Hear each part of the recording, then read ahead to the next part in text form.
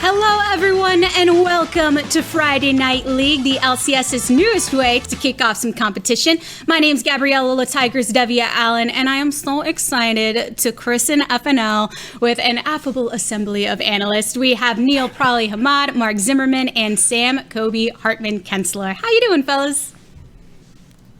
Very good, okay. very good. LCS is back. Good vibes all around. We're kicking off the weekend. We're about to get into some summer split. Now, Prawley, any craziness from you between spring split until now? Any surprises you got for us? I guess the biggest surprise is I found out how terrible I am at cooking, and that's what I've been doing with this break. I've been trying to figure out how to cook. It's just not working. Everything is just getting burnt and undercooked. It's awful. Do you have a star dish or no? I can make chicken, kind of, but it's Fair. hard. It's not a dish. Chicken's an I'll ingredient. put salad on the side. Chicken. I was salad, gonna boom, say I'm done. my peak is a can of chili that I can heat up the chili. So probably's got me beat. Oh, Maybe man. a little bit. 1% Yeah. better. What about you, Kobe? Anything crazy happened to you in this off season? I mean, happened to me directly. I don't know. Off season, I guess if you talk about Double Lift leaving Team Liquid and moving to TSM, that was pretty crazy. Fair enough, fair enough. Well, I know that we have a lot to get through here in Friday Night League, and as you can see around us, the LCS got some new digs while we were away, so let me be the first to welcome you to the League Control System's dynamically operated media environment, or in short, the LCS Dome powered by Alienware. I gotta say, I love how this looks on the outside, y'all. Yeah, Guess we're all on the inside, right? I didn't get to see any preview of this, so I finally got to watch us in rehearsals going through this whole virtual environment. It's super crazy when you see the tosses swinging over and kind of return some of the same feel. And there we are. I do definitely enjoy kind of that space right below us, I guess where you see the logo and stuff, and gives this kind of airy feeling. I don't know if that makes sense when looking at these different scenes. A little wave over there from Rivington. Yeah, I'm Yeah, thinking there's we the actually pond right need there. this biodome right now so we can actually use it. This is where Definitely, we're escaping definitely. to.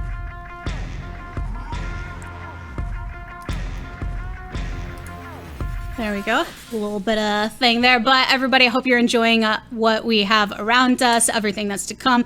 I'm super excited for all that we have for Friday Night League because we're adding many new elements, including a talented individual to the fold based on your incredible feedback from the LCS after party that we had at the end of the spring split. We are lucky enough to have the Sushi Dragon coming to Friday Night League. So to kick your weekend off right, here is his welcoming for our reigning champs.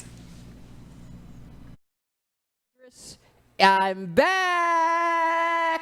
How you doing, LCS? It's Friday Night League, and well, I'm still here. If you remember me, I'm the Sushi Dragon. How you doing? They kind of just left me here. But first, I want to say congratulations to C9, the reigning champions. Oh, will you look at that? Deborah. Yes. I didn't know you were a C9 fan. I didn't know you were a C9 fan.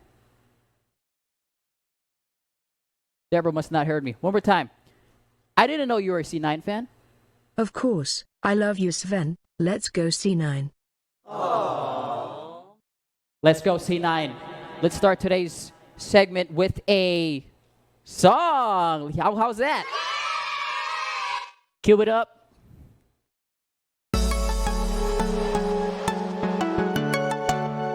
One more time. LCS, make some noise!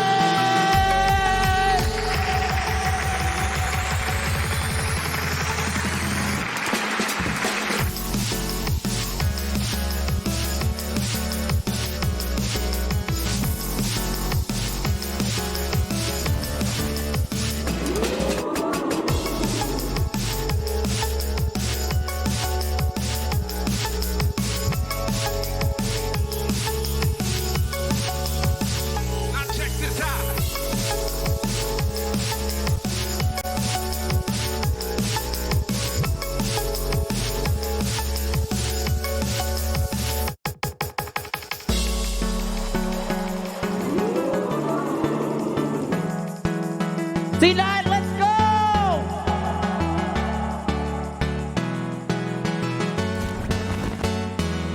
Yo, give me some backup dancers here with me.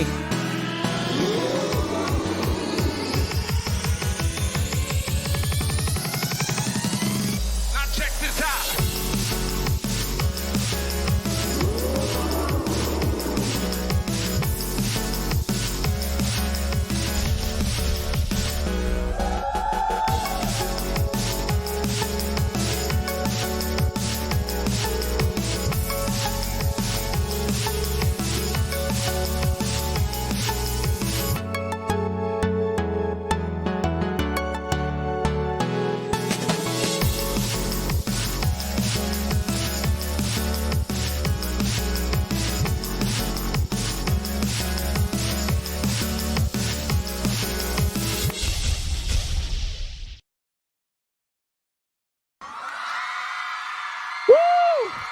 Wow, that was exciting.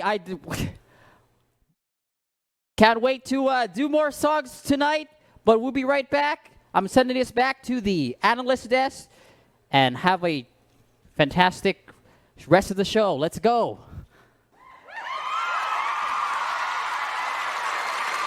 Thank you, Friday Night League.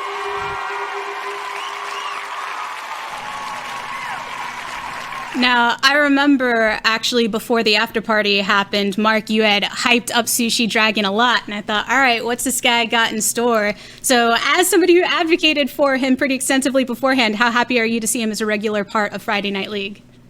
I'm pretty stoked. I love Sushi Dragon. Got to give a shout out to Travis Gafford. I know he loves being like, I started working with him a long time ago, but the more he gets integrated with the league scene, the more entertaining it is. I absolutely love his editing style and just the craziness that comes with it. Yeah, I got so engrossed in what he was doing after the after party and his explanation of it all, so I hope everyone's looking forward to it just as much as we are. There are a lot of things that changed in the off-season between spring and now, and a lot of that included rosters, so I thought to myself, I love that Dracos, Flowers, and a lot of the members of the LEC crew have been taking a stab at rapping, and I wanted to give it a try. So, for our update on all of the changes, I'm going to hand it over to Gabriella La Tigress Devia Allen for a totally not at all whatsoever pre-recorded Friday Night Freestyle.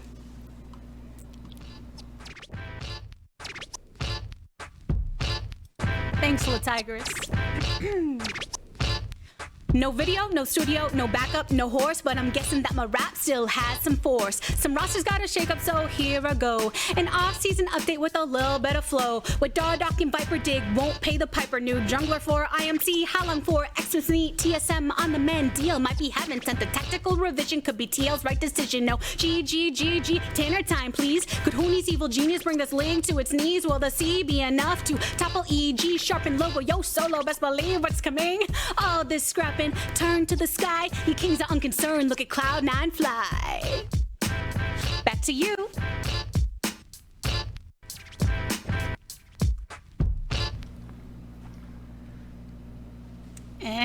So, starting with Cody. I liked it. Yeah. Let's go.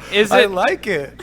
Is it really freestyle if it's pre-recorded though? I mean, I want to see you bust one out live. It could have been freestyle first time. That was first take, by the way. Yeah, I did do it live. Like, it was one when I did it. Oh, okay, live to tape. You Yeah, know? yeah, okay. So, and if you watch Sway in the Morning or anything, I mean, looking at how they do it, I highly doubt it's all right on the spot. So that's my defense of it. But I think I covered most of the updates there. I think as far as what we need to go over, would you agree probably? Did you get everything that you needed, or do you feel that we have to talk about this a bit more?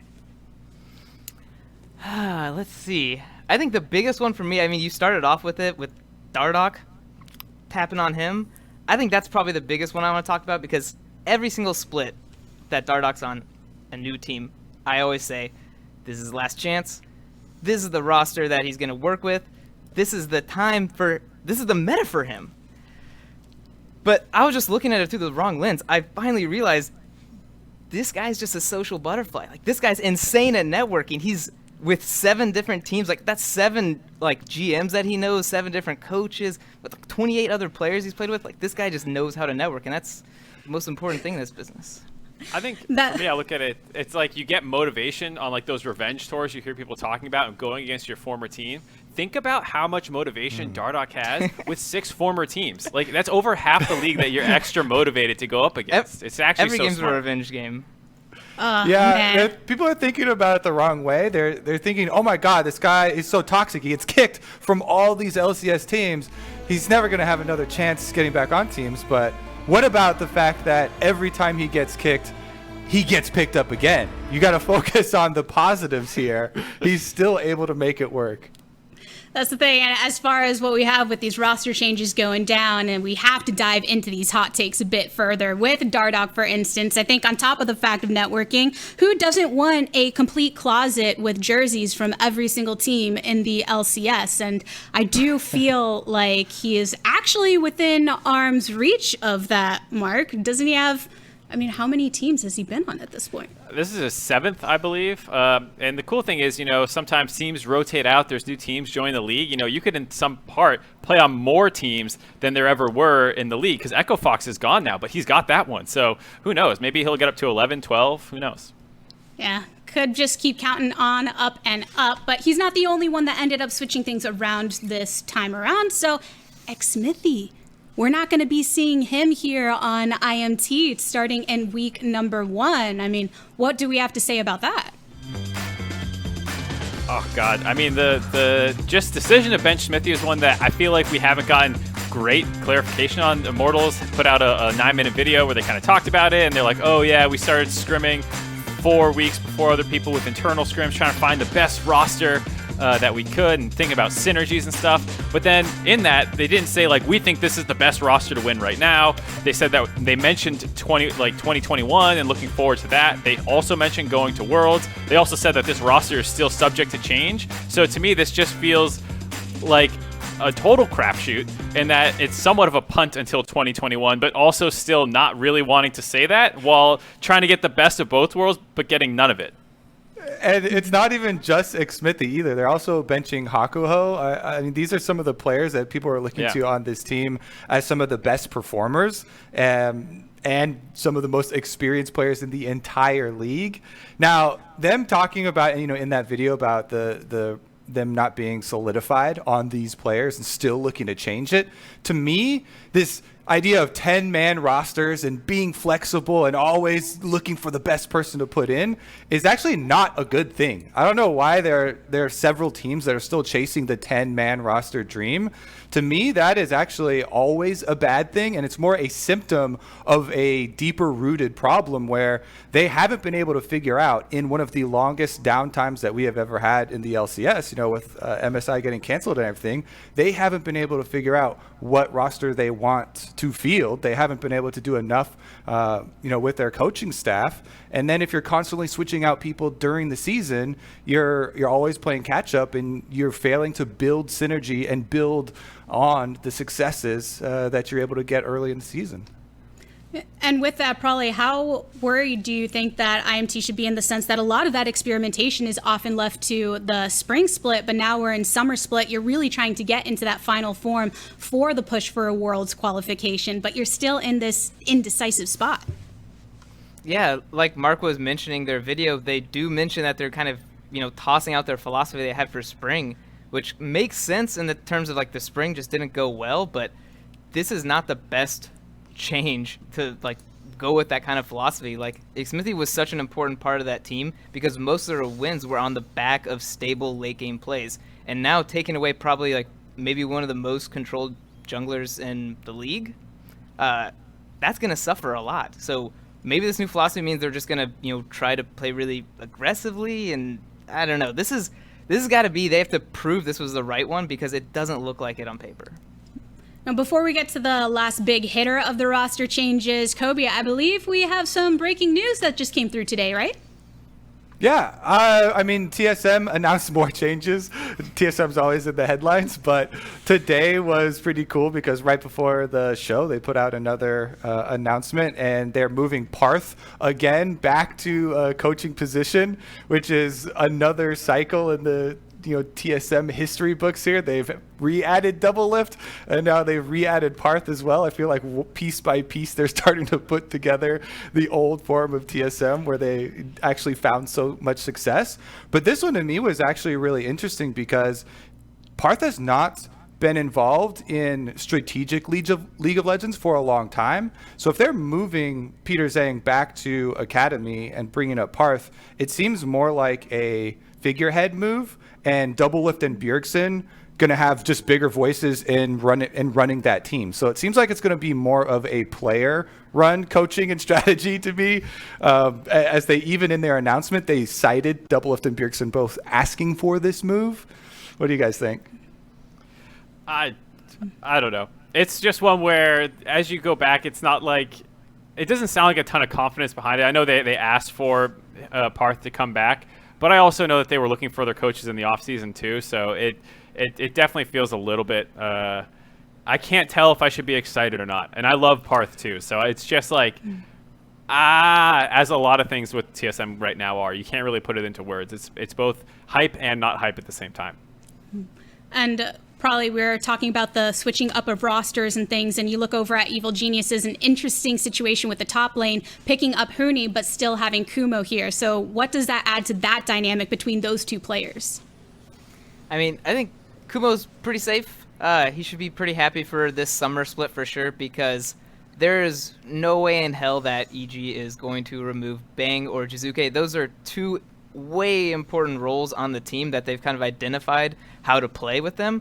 So I think Kumo's safe, and I think his role now is going to be like how much he can develop in this summer split. Like, I know spring was not great for him, so this is kind of his time for, like, I'm either going to be a really successful carry top player, which is going to be pretty hard in this kind of climate, or he's going to have to be like that rock that like Licorice always talks about a top lane being. Like the way Solo came into FlyQuest and was just that rock. He was putting out pressure on the map, but also like didn't take all the resources in the game. So I think that's what he has to decide for this summer split. And speaking of this new pickup, I mean, as far as our first match here for the summer split, it is EG versus 100 Thieves. And while we know what the Evil Geniuses roster is going to be, Kobe, do you think that it's ever worth benching Bang to bring in Huni?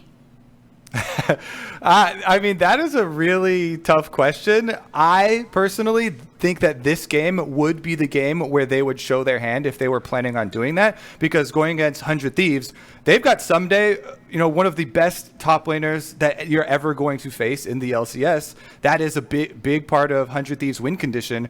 If you have plans of switching in Huni, it would have been in this game. And since they've elected to keep in Kumo, I doubt that they're actually going to use Huni unless something really exceptional happens in practice during the summer split, because taking out Bang is a big cost. Bang was such a huge part of EG's win conditions in spring split.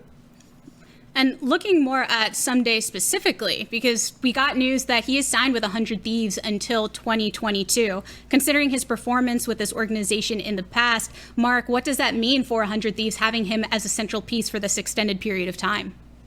Feels like they secured themselves basically a top 3 top laner for the next couple of years. That's a huge pickup, and one that I think people have not given enough ups to, enough credit to for Papa Smithy, signing him for this long. He's an incredibly talented player, and I think it's great that they've secured him for this entire time, because now you have something solid to build around the whole rest of those years.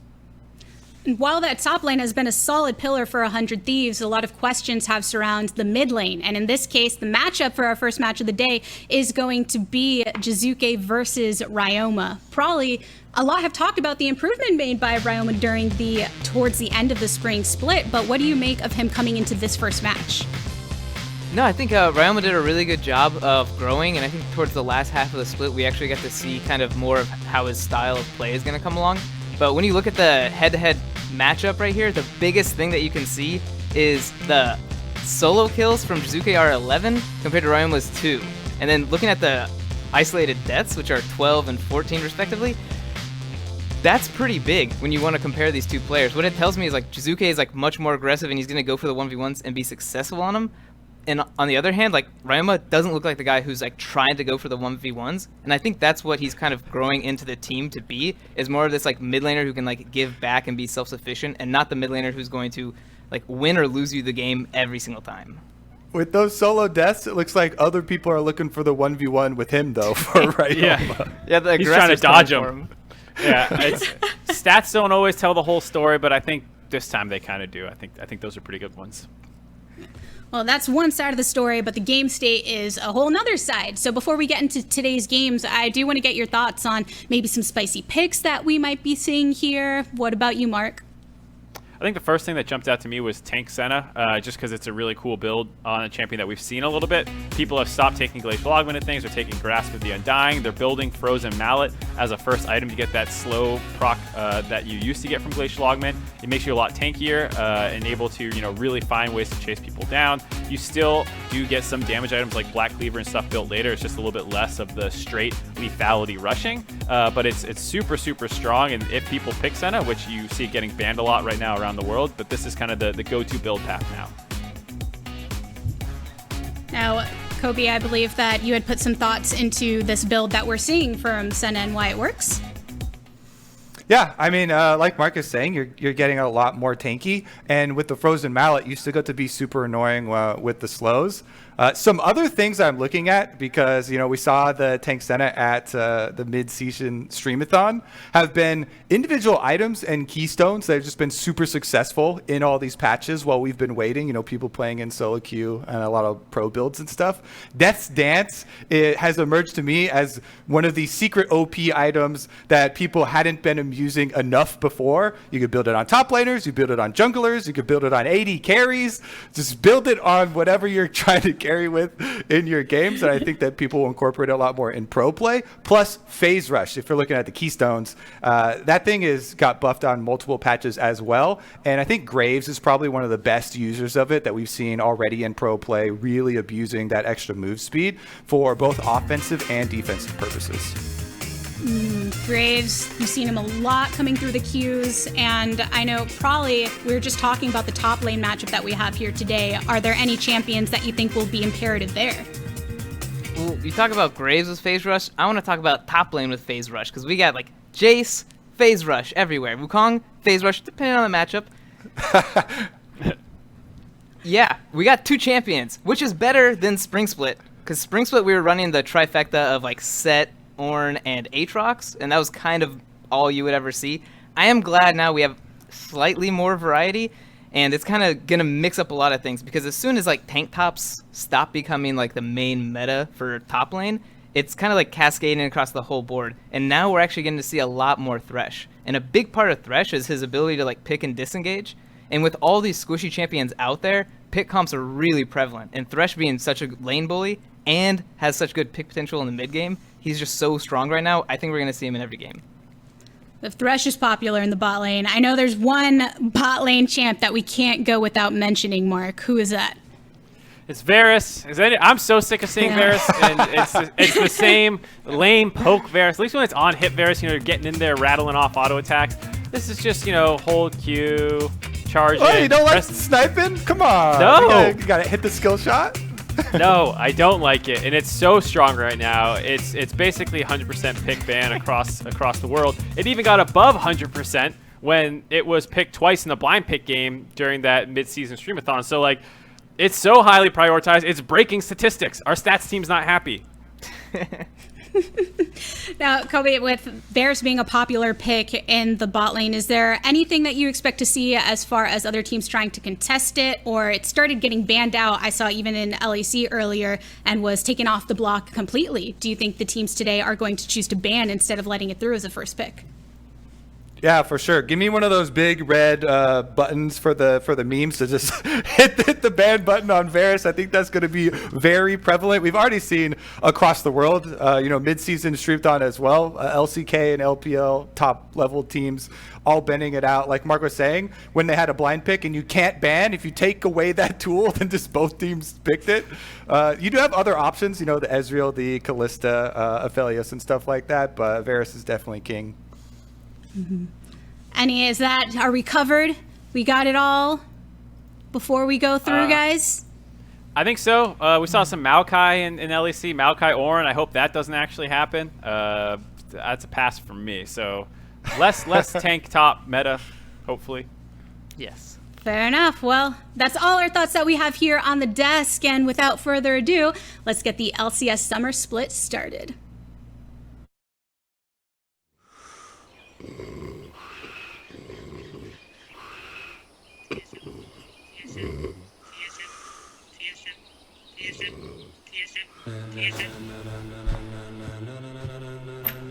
Ladies and gentlemen, ladies and gentlemen, are you ready?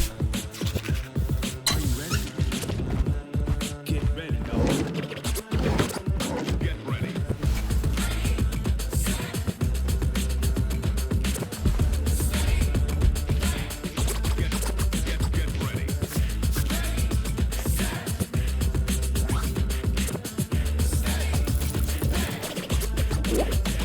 This be the green light, go. Tires burn the pavement. People wanna know where Mace, Posse, Dave went. Still here, still in your ear with a style so hot. You'll see where all the sun rays went. Legs on the head, all being moved in a frenzy. The blends be all the right cred. Me credential. Best of both worlds, we'll be rocking over pearls and the instrumental. Are you ready? Set. Jump to the rhythm as hard as you can go. Steady, to the letter rock.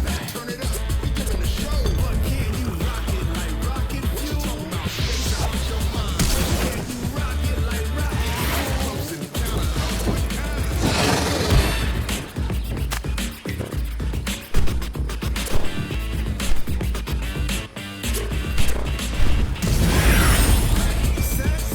Jump to the rhythm as hard as you can go. Steady, to the letter rock. Hello and welcome everyone to the LCS Summer Split. I am Freak. Cody, are you ready? Let's go.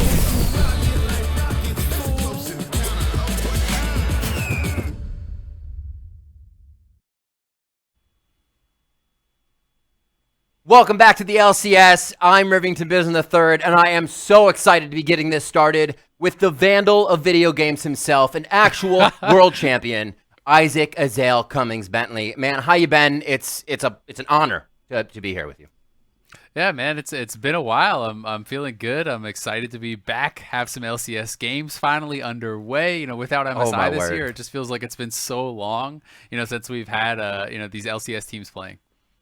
We're not even in a game yet, and I can feel the adrenaline. It's going. My heart is beating. I'm so ready. 100 Thieves versus EG, followed up by FlyQuest and Cloud9. We'll be jumping into Champion Select for 100 Thieves versus EG in just a moment. But what a game for these two to be starting. 5-6 for 100 Thieves last split. EG finding themselves in second, and then finally for the split itself, and then third after playoffs. So EG definitely proving themselves a little more than I thought. I think people were thinking coming into the spring split. I mean, yeah, when you look at where they started, at the beginning of spring to where they actually ended up, this is a team that I think improved by leaps and bounds throughout that spring split. Jiizuke was a guy who everyone was pointing to as more of a loss condition than a win condition at the beginning of spring. That he was really struggling, getting caught out, being punished heavily throughout spring. He not only managed to reduce how often he was getting caught and punished, but he was able to maintain his really high level of aggression, and really is being born as kind of the star of this team. He has been a monster mid laner and really one of the most impressive solo carry threats in the league. And then on the other side, you have 100 Thieves, who also has kind of been on this journey of development, right? Ryoma has been improving. Papa Smithy and 100 Thieves, the whole team talked about, this player and their confidence that they have in him. Also his ability to improve over time. There's a lot of young guys on this 100 Thieves squad. When you look at Ryoma, Cody Sun, Stunt, and they're paired alongside Ssumday and Meteos, two of the kind of biggest veterans in the scene. And there's so much room to grow for them, and both these teams really have been getting so much better. I love that you point that out with Cody Sun and Stunt having been switched in and out recently themselves in the past few splits. Well, Ssumday from the Academy team back to the LCS team. So you're right, those transitions they're making as they grow, and we are starting to see where this team's ceiling might be because they haven't reached it yet. They're still going up. Picks and bans, or I should say picks have started after the bans. Ornn, safe pick Ssumday towards that top side of the map. And the Aphelios coming out for Bang. Looks like they're going to put power in his hands right away with the Yuumi to start off the bot lane. Going right away. Yeah, very interesting. I'm wondering if they're going to pick up something like the Olaf for the jungle too. People do like some of these kind of aggressive Juggernaut style junglers to be paired alongside the Yuumi. If that can really work well to help snowball games. Nothing too surprising just yet as far as picks and bans though. With Trundle banned out, the Ornn blind pick becomes very, very good. We saw a lot of tanks today in LEC. Ornn, Maokai, even Cho'Gath coming through. And Varus is actually, across the top 4 regions, has 41 bans, only 1 pick so far. There he is. LPL, LEC, etc. So, make it 42, I guess. The only player who has actually gotten to play it in pro play so far in those top regions is actually Perks, and he went 9-0-9 on it. So I think Varus is going to stay on the ban table for quite some time. And Ezreal, you spoke about the Olaf. They take it away right now. Meteos says, I'll take it. We don't have to place another ban on it second time around if they don't pick jungle here on first phase. And they kind of save themselves a slot. But they will. Kindred will be there, so a bit more safety in the brawls that will kind of be centered around one spot for a moment. You're going to get the Ornn Horn. You're going to get Olaf running in. We're going to want to save that area. It is very interesting because a lot of people do like Trundle into the Olaf. So, by banning out that Trundle, by picking the Yuumi, it does kind of show, from the side of EG that maybe they wanted that Olaf. But that being said, Kindred can actually work quite well in this meta. A lot of the scaling farming junglers people are really kind of enjoying in this style of gameplay where the junglers are getting more experience, more gold, and just overall are kind of at a more powerful level. Kindred can also work actually quite well into the Olaf, being able to dodge out with that dance of arrows. If you can avoid the axis, you can actually win some of those skirmishes early on, but you do have to be very careful about never face checking the Olaf, because if he catches you, face checking him in a brush, he hits that first axe, you will be losing that duel for sure. We'll have to see how the lanes play out here in the early game to see if anybody can assist with that situation if it does come about. I mean, right now we don't have a equal to that top laner for Ssumday. We're still waiting on that as bans go through. Top was not focused as we see the Bard and Karma, which is getting much more play out. And Twisted Fate and LeBlanc over from 100. Yeah, really interesting stuff. We've actually been seeing a lot more TF coming out in pro play, so far this season. TF has been played. I've seen it both as AP and AD, for that split push style. A lot of the kind of Enchanter style supports being banned out. People love the Ezreal Yuumi pairing, but that was obviously taken by AG, and then they're going to take away that Karma, take away that Bard to try to deny some of those more common pairings. And we'll see where 100 Thieves wants to go with this. If they want to still stay with something, to kind of play that Enchanter role. You could even go for something like a Lulu if you really wanted to work with that Lulu plus Olaf style of combo. But they can also just go for more kind of standard tank supports too if they want to play it a little bit more safe. Looking for a way to prep that fight, maybe with some paddle stars before they make their way into the front line. We also have a bit of Cody Sun firing in some Mystic shots there, and more to go in with. A really well-rounded team here, it seems, coming in from 100 Thieves. Yeah. And they're looking at, it's a fight squad on the side of Evil Geniuses, but if they don't get the fight they want, it seems like this team could fall apart very quickly. Yeah, and my problem already looking over at the EG squad is that 100 Thieves is playing very heavy poke comp, and they also have hard engage, right? So what 100 Thieves is going to want to try to do is set up around objectives, set up around towers, and Ezreal as well as this Zoe are going to poke you out. Now, usually the answer to that, the counter to that, is hard engage. Where's the go button on EG, right? It's Aatrox running forward with the Yuumi on him or something, there's no hard engage. There's no way to guarantee the fight. Nautilus can even just use his ultimate as a disengage at that point. And if you do not have a way to actually force these fights out, 100 Thieves will sit back, they will poke you out, and then once you are low on health, they will look for that hard engage. So EG is going to have to be pretty creative in how they find engages, either with flanks and, a TP coming in from Kumo and a package used by Jiizuke, things like this, or they're just going to have to straight up slam their lanes and be the ones that are first to that objective. Because if 100 Thieves gets to play, their style of game, I do think that their comp has a heavy advantage. You can see it happening, right? They seem like they're going to be coming out strong. I'm sure everybody's hungry. Maybe we'll kind of get the timid flutters being pushed out, but they're not on the stage, right? They're at home. It's going to be very interesting to see how they play this one out. Now we're going to be taking a quick break for competitive integrity, and then I believe we'll be back to get this game underway with myself and Ezreal. The summer split has started. Go. Do not go anywhere.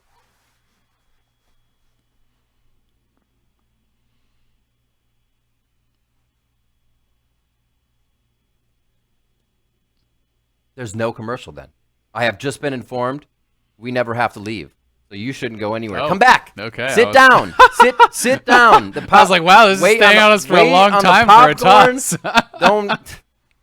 I told you to bail. You don't have to bail. Get back here. We're getting into game right now. Summer Split's underway. The Rift is ready. Look at that. Beautiful job. The lines look good. Whoever was out there taking care of the foliage, fantastic job. And thanks for bearing with us for that short non-commercial break. We're on the Rift, Zeyzal, and it's about to be 100 Thieves versus EG to start off the 2020 Summer Split. Even better, the waiting is all over. We're into the game, and it's looking like it's getting spicy already. Looks like we had a little bit of a level 1 move that they were trying to go for here. You know, anytime you do have that Olaf plus the Nautilus that is, such a strong level 1 as far as catch, if you can tag someone with an axe, sometimes you can get a summoner out or even get a kill. So they want to try to play this pretty aggressively. 100 Thieves already tried to invade on that top side and now are looking down towards this blue buff. You can also see that Ssumday is actually posted up by the entrance to their blue buff. So, they want to not only steal away the blue, but they want to potentially deny Svenskeren from stealing away their blue and maybe look towards a 3-buff start here for Meteos. I like the fact that 100 Thieves is trying to start off late invade. Their own little trickery. Hopefully they don't fall behind too much by trying this. They're going to keep themselves moving in here. And it looks like they're going to go unnoticed for now. Whoopsies. They'll be fine. As long as nobody finds Cody Sun all by himself. Lanes will not be seen right away towards bot, and they may be able to figure out what's going on here on the side of even. Yeah, and the reason they go for that late of an invade, they waited till the buff spawned, is they were hoping that EG was actually starting on that buff themselves. They were not. You can see Svenskeren is running right towards that blue buff. He anticipated that this move was going to be coming, so he is going buff straight to buff to stop any potential 3-buff play. And because he is playing Kindred and he can actually just hop straight over the wall, he actually avoided both of those wards. The ward in the Pixel Brush in the river, as well as that ward up by the top lane. Neither one of them spotted him. So, whether or not Meteos, assumes this is going to happen is another question, but they don't have that solid information. They can't guarantee exactly where Kindred has gone, and there is the possibility that Meteos may assume my blue buff is still there to grab. That's a very good point. Maybe the wards need to be placed a little differently, knowing there is the option to hop over terrain. Meteos being seen on the way out now, so they know he did stay on that bottom side of the jungle. A little bit more info over to Svenskeren as Kumo and Ssumday trade on the top side of the map, and this should go back and forth a little bit until we get some jungler intervention. This looks like Svenskeren's going to make his way out quite safely in this endeavor and have the top side of his jungle to go at.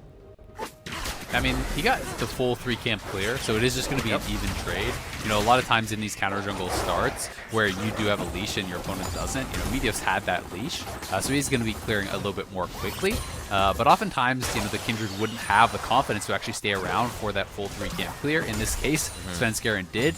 So he is going to be dead even on camps. And now for him, he's just hoping that his mark will spawn on the top side. It actually does spawn on the bottom, so he will not be rewarded with that first free mark. And if you're not familiar with Kindred or need a bit of a refresher, it really is the 4 that you are looking for as we see that engage down the bot Bit of a side. grab on Bang. That's a lot of damage coming through as he's down to 200 HP. Summoners on the bot side are barrier used, and just the heal from the Yuumi. Summoner heal still up there if they try to go hard. Ignite away from Stunt as Svenskeren is just biting at the heels of Ssumday on the top side of the map.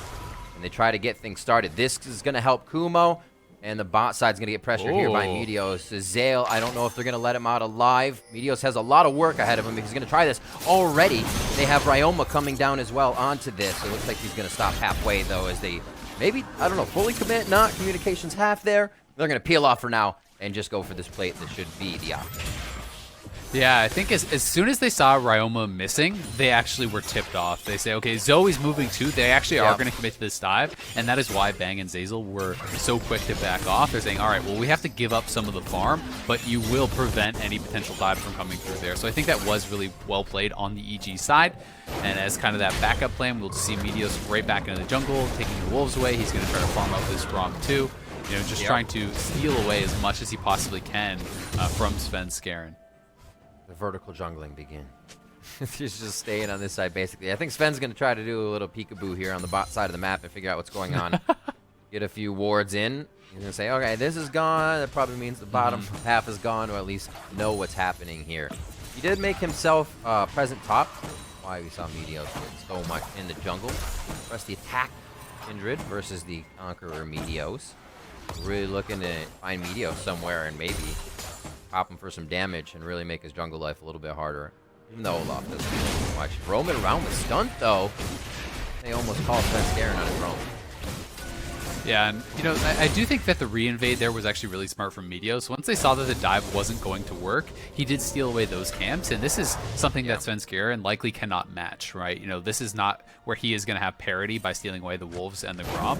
Meteos should be able to get something extra here. You know, even if Svenskeren is to go over right now and take those camps, then Meteos is getting the advantage of taking this dragon. So, you know, Meteos with some nice pathing, he is actually going towards the warrior, so this is not going to be tank Olaf, which is honestly what we saw a lot more of in the LCS, but, you know, warrior Black Cleaver can be very popular, you know, and especially when you are playing a comp with multiple tanks, you know, as they are here. They have the Ornn, they have the Nautilus. Sometimes your consistent damage can be a little bit lower, and this can really slot in well and kind of shore up some of that missing damage.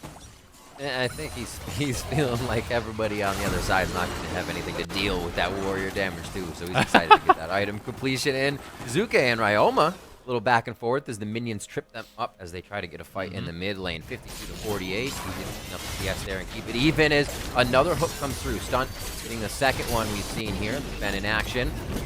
Quick inferno them back as they get the Gravitum lockdown. Stunt could be in danger as they pull Meteos in for the bait, but good fight from EG keeps them in a position to keep this aggression going, and now we're going to have to see how they continue to play it. Meteos stays. Ryoma has pressure on mid, so maybe they know that they can go for something Power else shots, across though. the map. Yeah, a few too close as he gets in there with the ultimate and finds himself taking the aggro. Yeah, he's got to be pretty careful about that. It was a nice little bit of poke down on the Jiizuke, but when you're ulting from tower range back to tower range, it's going to be a couple hits that do come through. Jiizuke is forced back to base, though, so you know, not too bad for Ryoma. He had already base, though, and I believe used teleport, so yeah, I mean, now he's in a little bit of trouble because he's actually going to have a pretty poor base off that. You know, he TP'd back to lane, gets poked out. Jiizuke uses his TP, and now Jiizuke is going to be able to deny farm from Ryoma because he's not going to be able to get back to lane in time, right? And that is a little bit of an issue there. And, you know, down on that bot side, we did get to see kind of that power of Yuumi plus Aphelios. If you fail your initial engage, if you do not land enough damage to really kind of threaten the all-in, then they will return so much damage on the way out. And that's kind of what we saw happen to Stunt. You know, when Cody Sun wasn't really right there with him as Stunt went in and missed his Q, then you can't really follow up on that any longer. And you're going to get slowed down by Yuumi, you're going to get chased down by Aphelios, and they can put out some really nasty damage. And they're being super patient with the summoners. Barrier's still up. Heal is still up for the Yuumi. Zeyzal hasn't used that in the engages yet, so I think they're barrier first into heal and even working that in this composition for themselves. So pushed off there, and they just continue to farm the lane. Meteos goes for his red again, and we may see him back to lane. Now we're going to see Kumo with his first roam to get some wards down as EG's trying to move their pressure around the map, feeling like something may happen soon, and the package in Jiizuke's hands. I always remember that interview Jiizuke did where he says, you know, people are just playing so safe, but not as aggressive. I think that's why I get caught so much, because it's like I, you know, baited into a fight where they're so safe. You seem to figure out how to still make that work, which I love, and that's kind of what we were talking about earlier, where his solo kills are high, but the solo deaths are high. He was delivering in the end, though. It's kind of what you want. Yeah, exactly. Well, now he's just going to package straight in there on a Meteos. Straight into it. Meteos is going to get taken down. The red buff comes through very nicely on that, and that's a kill for Jiizuke. As we say it, he pulls the trigger right in front of the team of 100 Thieves and picks their pockets. Rift Herald going over to Svenskeren as well. Yeah, very nice there. Jiizuke just going straight in, had the support of the team. It was 100 Thieves, you know, kind of making that first move with Stunt going up, trying to take away that Rift Herald. But, you know, the opportunity was there. Svenskeren is in the area. You could see up on that top side, Aatrox did have the push. So they make the call to just go straight in. The sleep misses, and now Jiizuke feels like this is his time. Kumo is roaming down. He drops that package right across the exit path for Meteos. So Meteos just got burned down by that package burn plus the corrupting potion. And a nice kill is picked up from Jiizuke. He gets double buffs off that. They get the Rift Herald off that, and potentially could open up a fairly big lead. He's just been waiting to get back on stage. It's been in the whole time. There's no being tempered for him. He goes all out. Takes the gold lead on that one as we see the chart come up. And substantially, quite a bit over what would be EG members right now. Cody Sun even below him. Yeah, I mean, and Jiizuke's even doing the scaling build, right? It's not as though he went for an early power spike like a Sheen. You know, he was going for that tier build, and this is going to be a tier presence of mind build. We had been seeing this, you know, out of Corkis, out of Dravens, and where you get so much mana, but the engage coming through, Svenskeren is here. They know he's been wanting the hook, so they give him one with Svenskeren just behind. Final chapter comes out, and Sven's going to have to turn now. Meteos and Ryoma here. How far can the Petal Star go is the question. The minion wave is here, and it's going to be a big blocker. Ryoma just pulls off. Says, I cannot do too much for you. Don't go too deep. Good communication, and an attempt here from 100 Thieves to go in. It's another good disengage, though, by EG. You know, they have this really defensive summoner setup. They have the heal, the exhaust, the barrier, everything working for them in that regard. And every time Ryoma is leaving lane, they are calling that out. They are backing off. And, you know, this time, it's more farm lost again. It's Jiizuke taking a tower play, almost getting that second. It's one hit from the second. But 100 Thieves looking for more plays. Svenskeren getting caught out. 100 Thieves really going to get a big one off of this. Wait, Lamb's Spike goes down. He's still alive. Can he get over the wall, though, to get himself some help? He gets taken down by Cody Sun quickly in the end of the fight. 1-for-1 on jungler status there. And we'll see if they can come back up. Teleports have really been used across the map for some of these fights. Kumo's about to come up, but teams are not holding back right now as they come up with some of their core items, and they want to get testing. Yeah, they are looking to get pretty aggressive here. You know, despite the fact that 100 Thieves is playing this poke-comp, they do have a lot of engage. They have the early power of the Olaf, and I think that is really what they are trying to get something out of so far. You know, they are trying to play in their opponent's face and get the most out of this Olaf before it does start to fall off, because Olaf, especially going for this damage build against 3 marksmen later on in the game, you know, you pop your ult, you are reducing your kind of tankiness, and you're charging in to 3 marksmen who are just going to shred you. So Meteos wants to get stuff done now, and they have caught Svenskeren. He has no ult. Stunt just walking through like an absolute unit. They're going to go into EG. 2 members down right away as 100 Thieves owns the jungle. Literally walking up, shaking hands with the side of Evil Geniuses, and they will find 2 members down. We're now 3-2 in kills. No turrets yet. We're 12.5 minutes in, and it has just been a brawl on the rim. Yeah, 100 Thieves going to take the gold lead there. They grab their second dragon. It will be that Ocean Soul that is going to be spawning for this game. So that would be huge for this poke comp. It would make it so damn hard for EG if they can work towards that. Ssumday here scrapping up on that top side with Kumo, who is trying to take away this blue buff, but Ryoma is on the roam, so Kumo's got to be a little careful. He gets it, though. Gonna make his way out. 100 Thieves playing a little proxy on this bot side of the map. Bang, throwing out the ultimate, grab come lockdown with final chapter. They're trying to hold him in place for the teleport, but was this too telegraphed? Stunt's gonna try to get out of this one. Flash is down for him as he just used it, so he will be a casualty of this fight. But I don't know if it's gonna be much more. Going on to Bang was huge. He's down in CS from the fights that have been happening in the bot lane and all the aggression from 100 Thieves, so that's great for EG to pick something up. Yeah, looking really good off that. I mean, Kumo has just been kind of in this farm lane against Ssumday, but he is the one who is up 20 CS. He is the one who is TPing down to the bottom lane, and Ssumday now trying to tag Svenskeren, can't do it. And it looks like that will just diffuse the situation as Ryoma's TPing down the bot side. Everywhere. Not much they can do here. It looks like Meteos goes down, and EG is now pushing into the jungle. 100 Thieves was going in and going in. EG knows they still have power. They still have spike points to hit here. Kumo's going to be throwing down the Darkened Blade, but that one misses, so nobody gets knocked up as Jiizuke belts out. Bang just on the other side, trying to hit a Equilibrium shot. There's another one. Infernal Chain onto Ssumday, but it's going to be the catch onto Kumo. And they get out of this one alive. So much touch and go right now. The heal coming in from the Zoomies. Oh, but he dives back into another shot. Just when you try to keep him alive, the support life.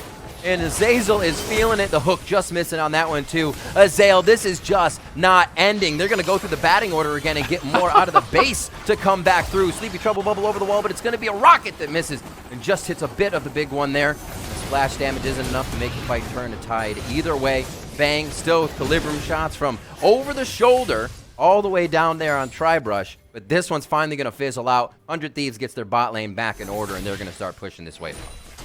Yeah, they are going to start pushing this out, but you're already seeing the power of this Corki plus Yuumi combo. Jiizuke is not exactly at a strong part of the game as far as his itemization is concerned, and he is really having that confidence to get aggressive. You know, when you do pair up with the Yuumi, yes, it is more of a poke combo on 100 Thieves side, but Corki plus Yuumi can be a nasty poke combo in and of itself. Here, Meteos did spot that Kumo was there, but still felt like, hey, I can push for this. Cody Sun is making the rotation, but he gets tagged up, perhaps didn't expect Yuumi to be there also.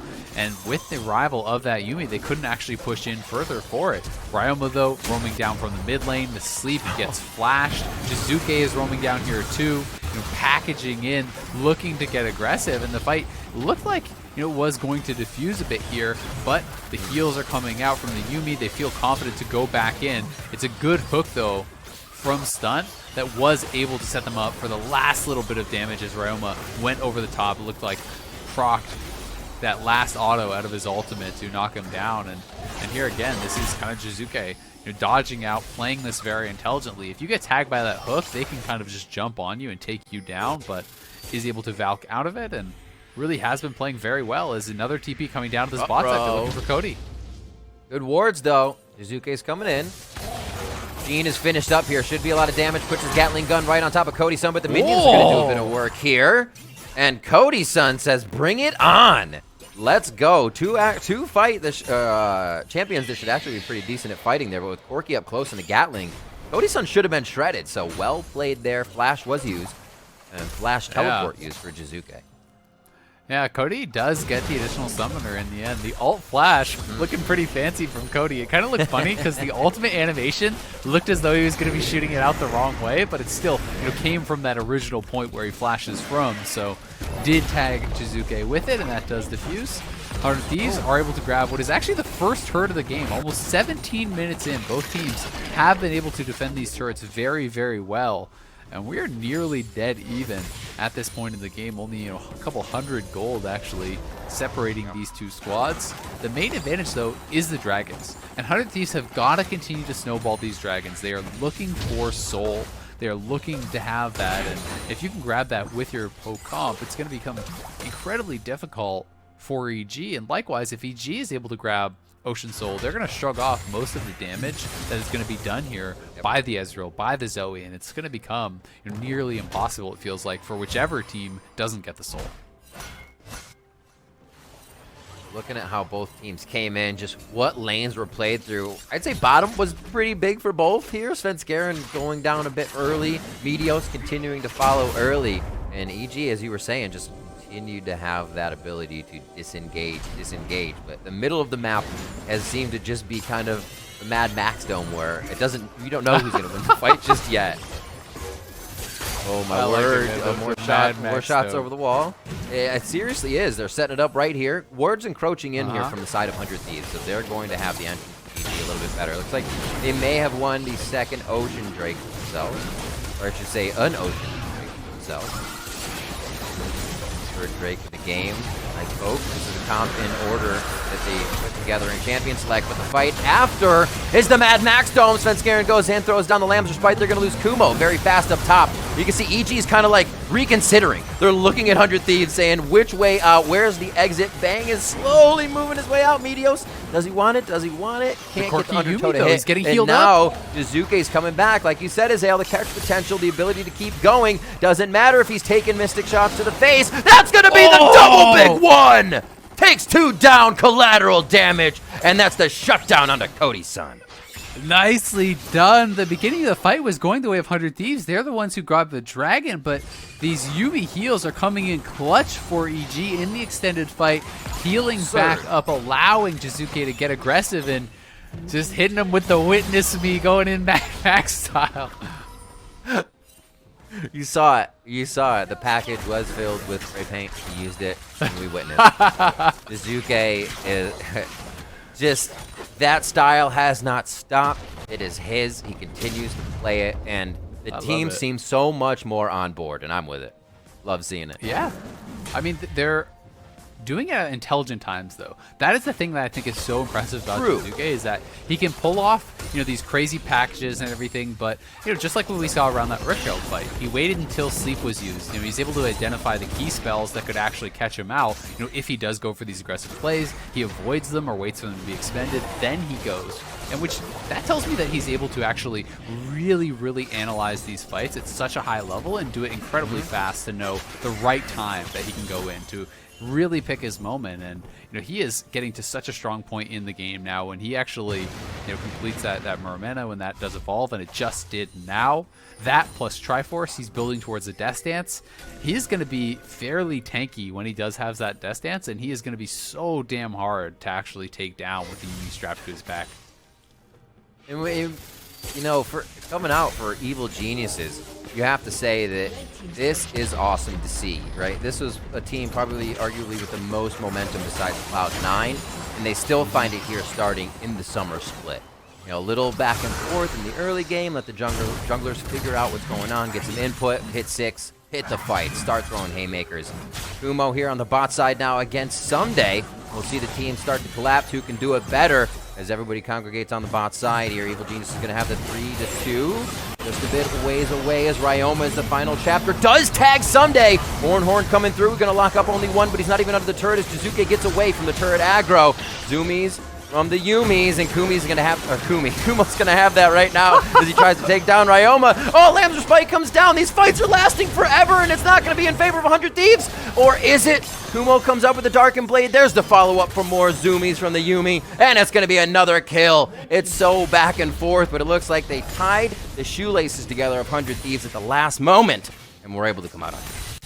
That was a great collapse again. EG, they're the ones looking for the chase down. They moved first, and you said it best, Rib. The Zoomies from the Yuumis kept up Kumis.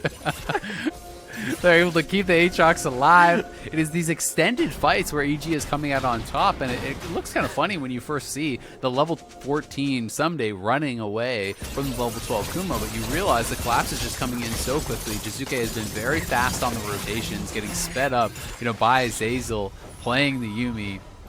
And this combo is going to become unstoppable. He has the Athenes now, and is such a critical item for Yuumi because you hit those Qs constantly throughout the fight, and then you're getting these really, large heals, these big boosts from that Athenes on every single time you're dropping those E's, as long as you're connecting with your Qs. And Zeyzal has been doing a great job of that so far. Set up around Dragon.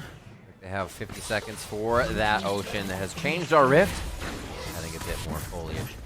And now we will see if they can get another one to get soul point. Fighting it might be really tough at this point. Yeah, I mean, I think both teams have got to go for it. I think there's really no option because, EG, it does feel like, is taking more and more of an advantage in these fights. Corki is only going to get stronger and stronger and stronger throughout the game, right? This is an incredibly powerful late game champion. I do think that Jiizuke waited too long, though, and he's potentially not going to be able to reset before the fight. He should have a lot of gold on him. Hasn't been back to base in a long time. And it's now 10 seconds on this Ocean Dragon, so he's going to have to TP back if he wants to actually be around, and this is going to give priority, to set up first 400 Thieves, and they're going to be the ones who have vision down. They're going to be the ones who are looking for poke in this potential Ocean Soul fight. EG's got to stop them here, and Kumo is actually snuck in. He is sitting in this brush. I don't think they know he's there. They may have spotted him walking down, but they don't know exactly where he is, and he is going to pop out now.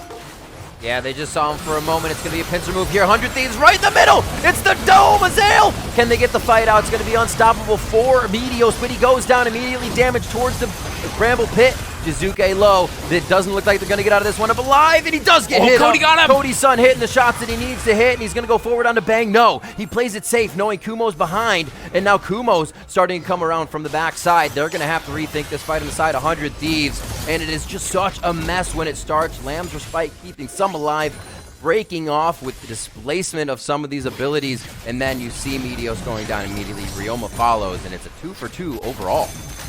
They're going to TP in. They're going to keep this going here. Both those DPS do have TP. Ssumday has arrived. They know they want to fight for this, but they're getting kited out.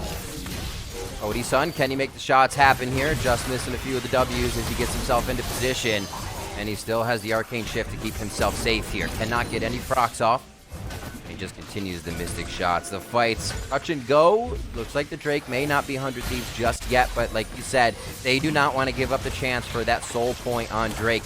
The comp will be able to stay up forever, throw poke forever, and beat an Evil Genius's face. That's what Evil Geniuses is fighting against right now and trying to stop with this Drake. Cody Sun up front. Ryoma with the paddle stars, trying to throw out even more as Jiizuke's getting blue as fast as he can to spit out missiles. Finally has it, his resources are up, and he is now trying to get into the fight with his team. They've set up, scaring each other eyes, or in the whites, I should say, of their eyes. And now at 25 minutes in, Kumo on the backside, Ryoma keeping him at bay. Stunt's going to be here. Depth charge is not up for him just yet. He's got about 10 seconds left on it to throw out a big hit. Jiizuke gets caught up by the volcanic rupture a moment, and now it's up to the front line. Stunt and Ssumday could have the ultimates ready. Jiizuke, no package, so he's not going all the way in. But this fight has been going on already. Tempting Dragon for at least 40 seconds.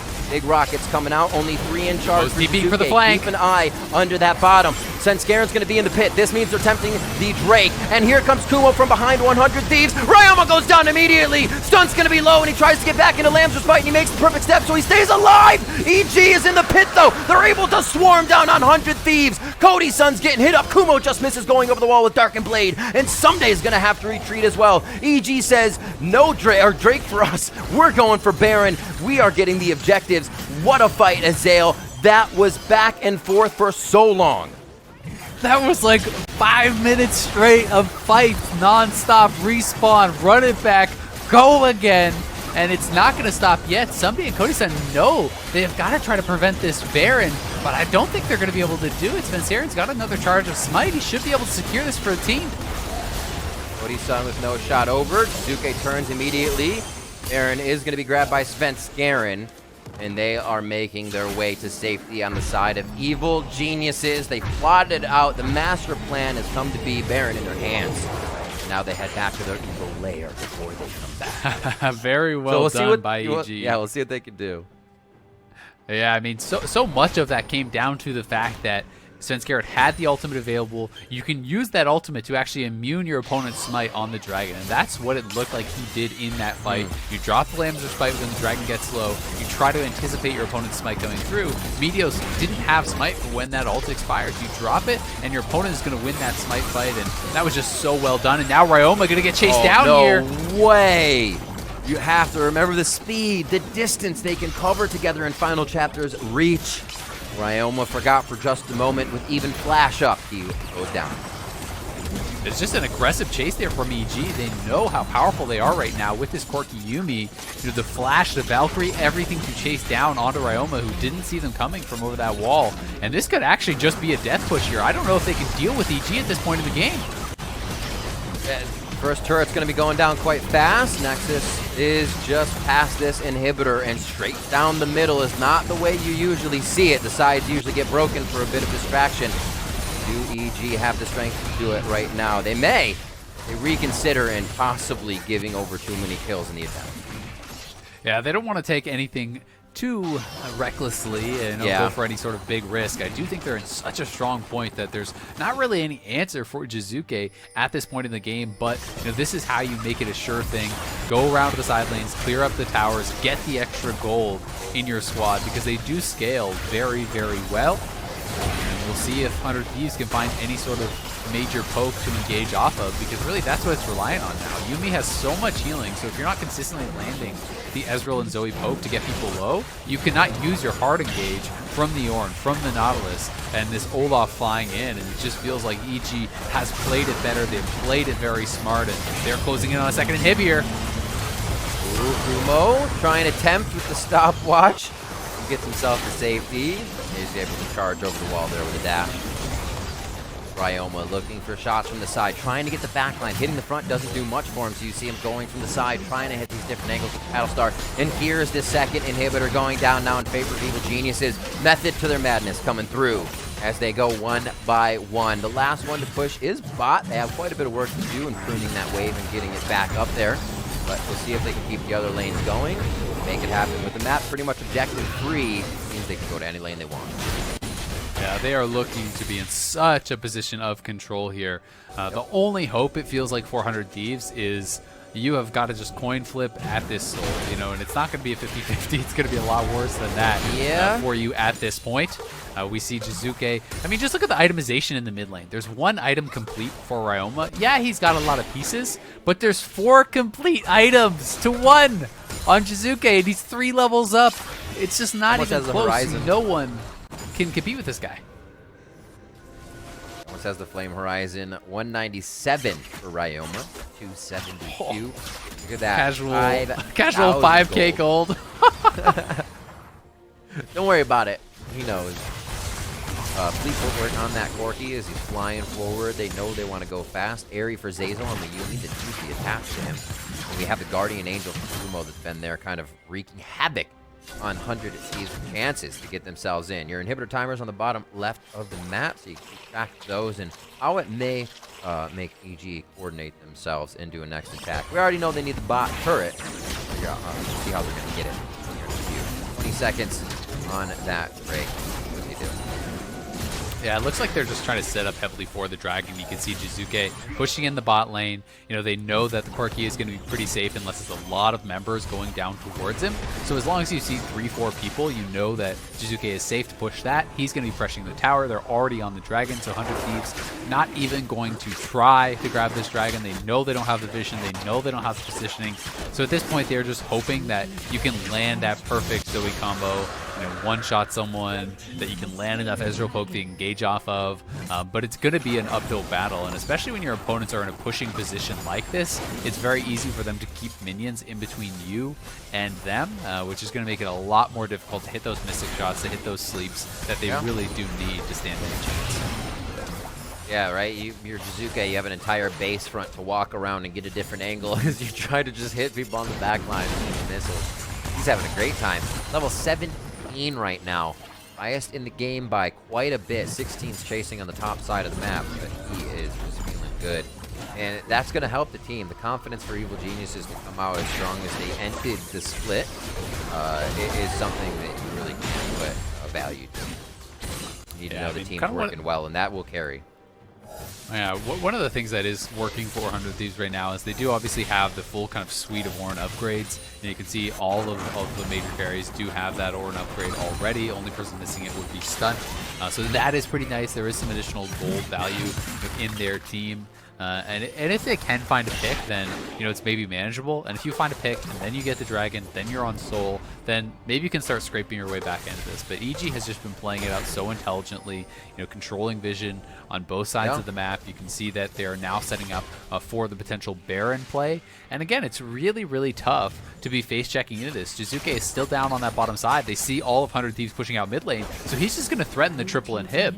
And sure, you can send back Ssumday, but Ssumday can't deal with him alone. You're going to have to send multiple members, which opens up the chance for EG to just rush down a Baron, because he's not the only marksman on the team. They've got 3 of them, and they're going to shred the Baron. Yeah, top pings are going question mark towards that top inhibitor as he tries to push Jiizuke off the wave. A lot of just split members right now for 100 Thieves. Ryoma second rush with that paddle star. EG knows the fight may be coming in for the moment, and they're fine to kind of play with 100 Thieves, make them not be able to get back to base, stop the backs, and let these minions do some work. Teleport! Oh, he's TP! Those minions inside the base! They're gonna go for the straight end here. Jiizuke goes in the base! Gonna have big shots with the Triforce on. Here comes the Ornn. This is the Mad Max Dome that EG has just dove into. 200 Thieves has the answer. Can they assess the fight and figure out what the priority targets are? And I don't know. Kumo's huge. Stunt's not doing the damage. There's no follow-up as Meteos is still running into the base, and Ssumday can't deliver it himself with Cody Sun throwing pies over his shoulder. Lambda Spike goes down so they can stay a little bit longer in front of the turret. Evil Genius is getting knocked out quite hard there, and they are going to be able to take down Meteos on 100 Thieves. Now Ssumday falls, the Nexus turret falls, and now the Nexus will go down. EG will find their first victory in the 2020 Summer Split. Damn, what a way to end it, Riv.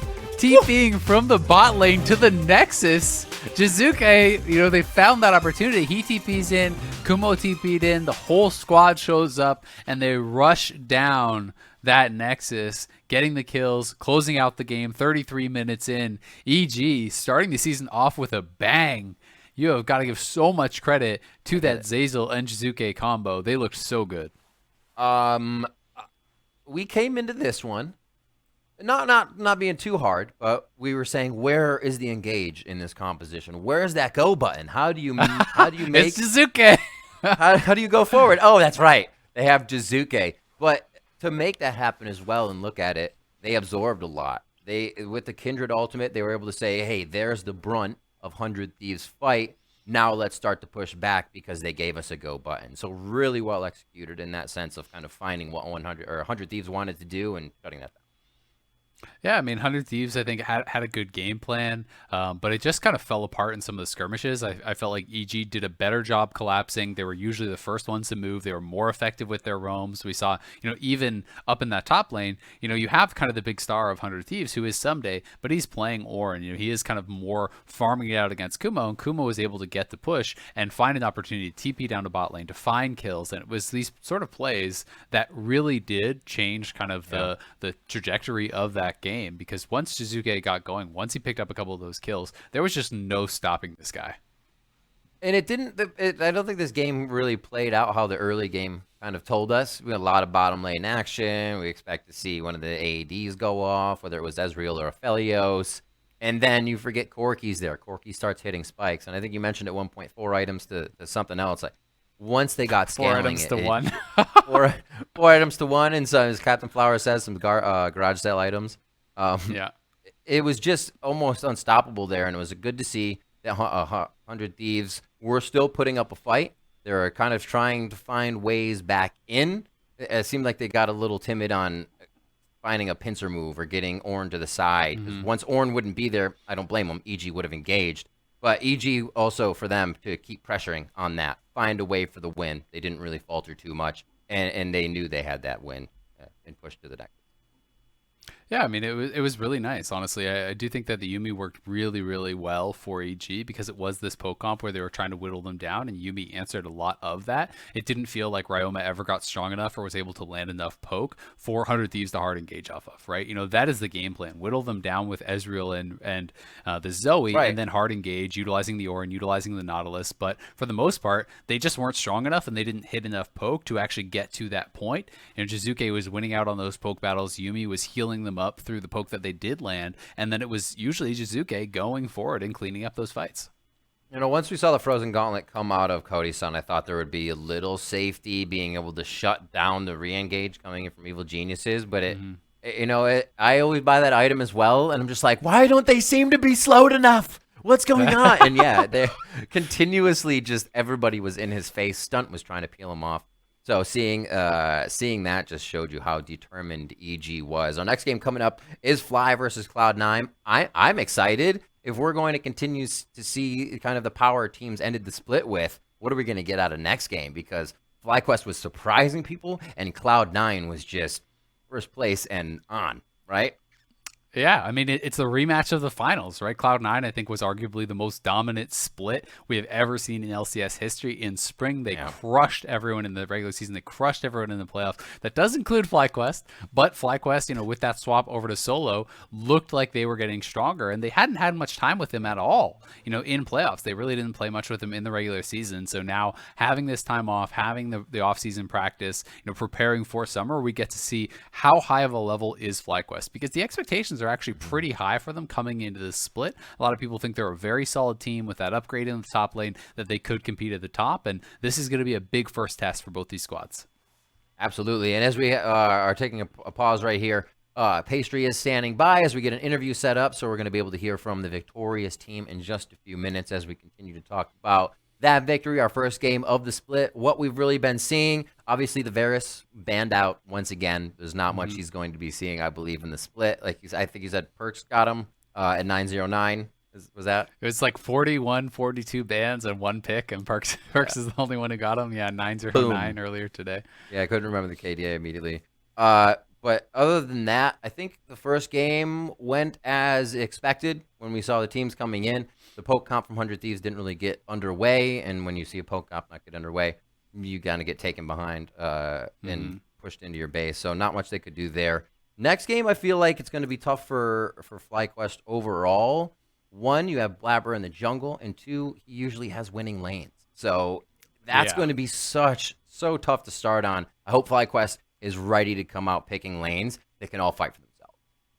Yeah, I mean, they're going to have to be, right? Because jungle, I think, if anything, is even stronger than it was last split. This is the reigning MVP, Blabber, coming in, and you're saying he's going to be doing even more. He's going to be even stronger, potentially. And that's something that's really, really frightening. And, you know, we heard him talk a lot in spring about what you just referenced, that they almost always have winning lanes, right? That, like, every lane is winning. And if you pick a winning, jungle matchup for the reigning MVP when jungle is really strong and all your lanes are pushed in, then it could be really, really, really tough for Santorin. So, you know, it's not going to be just about that 1v1 between Santorin and Blabber. It's going to be about, can the FlyQuest lanes hold up to C9? Can they challenge them in the early game to make it to the mid game with a chance? Because Cloud9 really does excel there too. That is where they have been, you know, as good or better than any other team at actually pushing the pace of the game, at closing out those games so fast. Because it wasn't just the 17-1 record that impressed. It was the fact that they were winning almost every single game in 30 minutes or less.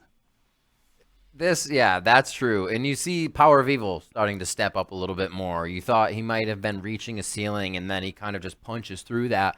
And we're seeing this Power of Evil that's coming back, taking out 3 in a fight, being able to control the game from the team.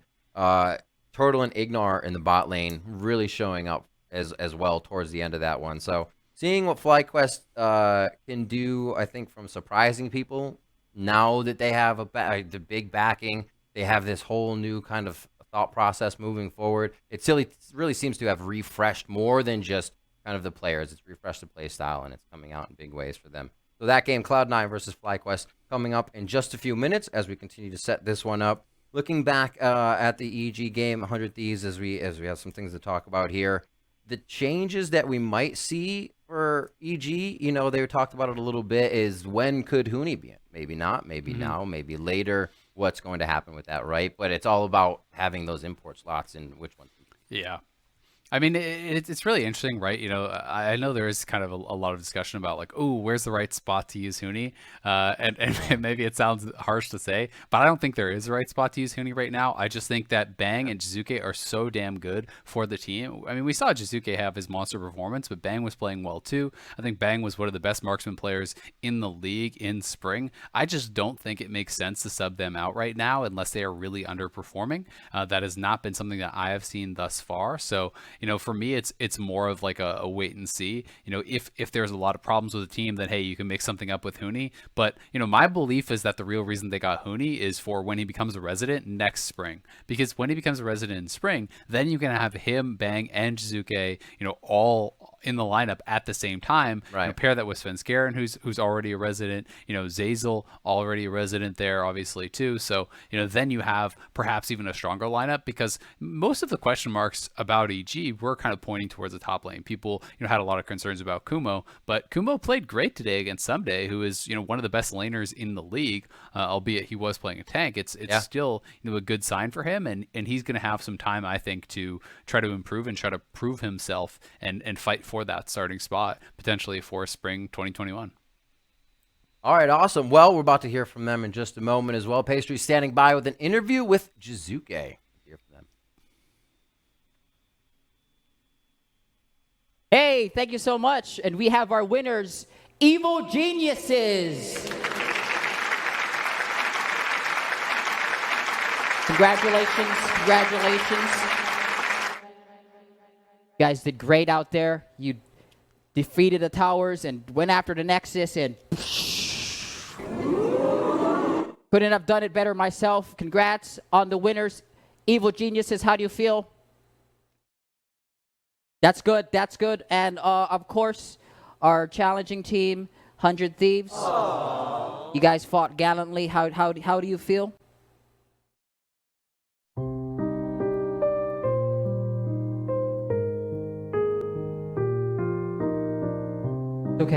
It's okay. You get them next time. How about we start off with a celebratory song for the winners? DJ, play the music. Legends never die. Oh, wrong song. When the world is calling you. Wrong, same song. Sorry, we're saving that one for last.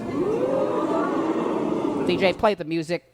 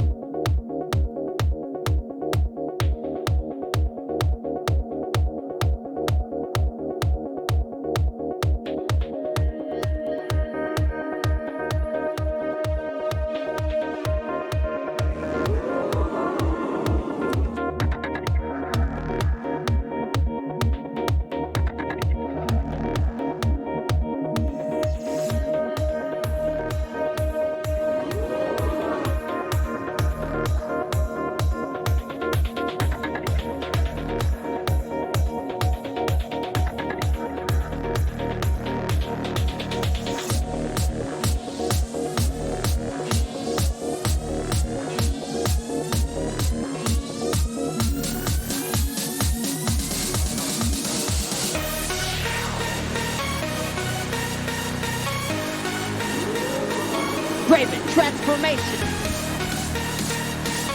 Raven!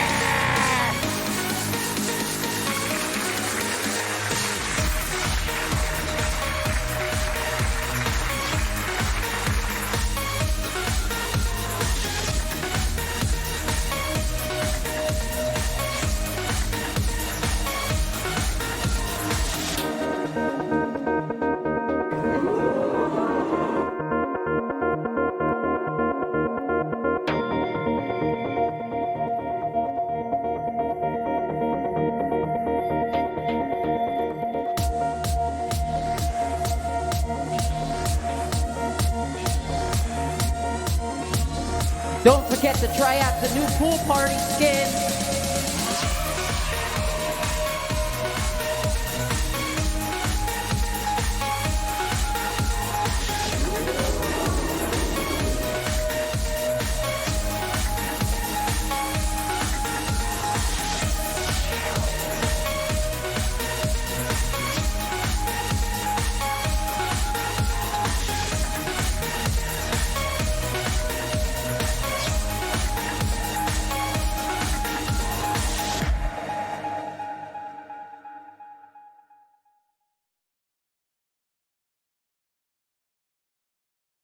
Back to you.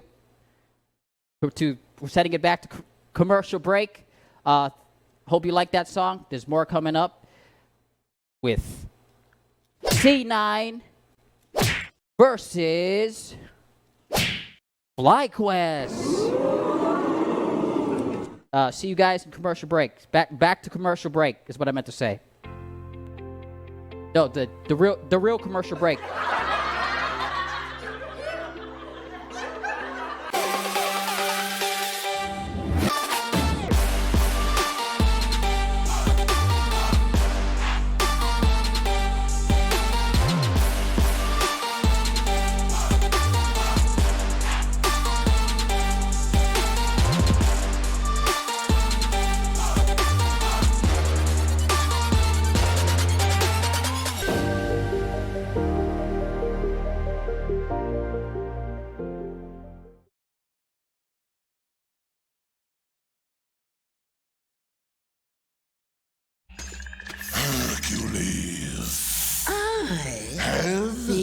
Expecting you. Haha! And I brought you a gift so you can fight properly. Red Bull. Oh! How nice. Of you. But also rather stupid. Mine. Mine. No, mine. No, mine. Mine. Mine. Red Bull gives you wings.